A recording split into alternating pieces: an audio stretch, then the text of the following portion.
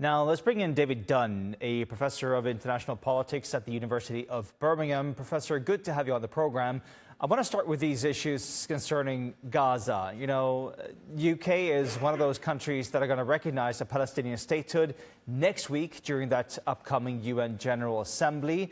Of course, the US is a major ally of Israel.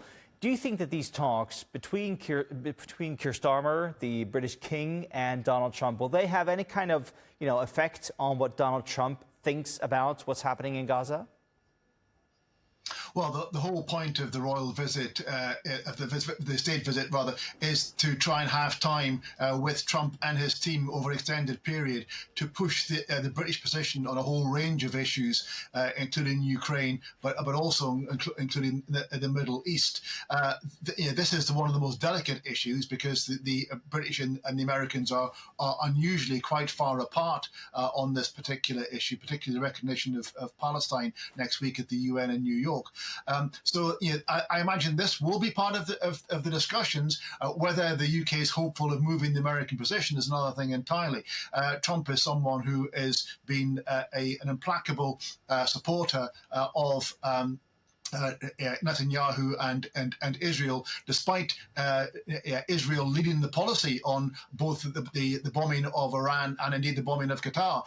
The Americans are playing catch up, yet they seem to be unwilling to do anything to stop Israel in its use of military force in particular. And I don't think the UK will be successful in trying to change their minds on that. Some of the images that we saw from Windsor just before the visit were, of course, those images of Donald Trump and Epstein projected on the walls of Windsor Castle. Do you think that story, the Epstein story, is just one that just, won't go away and might, in fact, overshadow this visit? Well, I think the only real possibility of having any presence in the visit will be if British journalists or international journalists asks questions about that topic at the press conference right at the end of the meeting. But actually, all the three main protagonists at the heart of this event. King Charles, his younger brother, left public life as a consequence of his involvement with Epstein. The Prime Minister Starmer has lost his US ambassador to the United States as a consequence of his connections with Epstein. And Donald Trump has had a long association with Epstein. We're friends in New York and in Palm Beach, and therefore all three of them have in some ways an association with Epstein that they won't want to talk about in the slightest. And as a consequence of that, I imagine that they'll be very keen to actually make that not the subject of their conversations.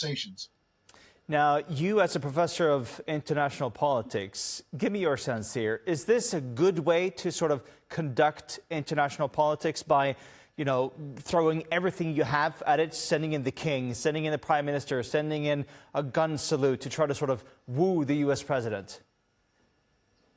I think what we've seen with Donald Trump is that he is highly mercurial, he's impulsive, he is vindictive, he is unpredictable. And if you look at the way in which Brazilian relations and Indian relations are subject to his personal whims, then you realize that actually a great harm can be done to your trade relationships in particular unless you are seen to be flattering of Trump. And so whether they're allies or whether they're enemies, people have learned that the way to deal with Trump is to try and give him what he wants and to flatter him. And what he likes a lot, we know, is ceremonial, is him being at the heart of a story of gold and braid and impressive settings. He's into bling, as we've seen the way he's refashioned the Oval Office. And no better version of that is what can be given to him by bringing him to the oldest inhabited castle in the world and to actually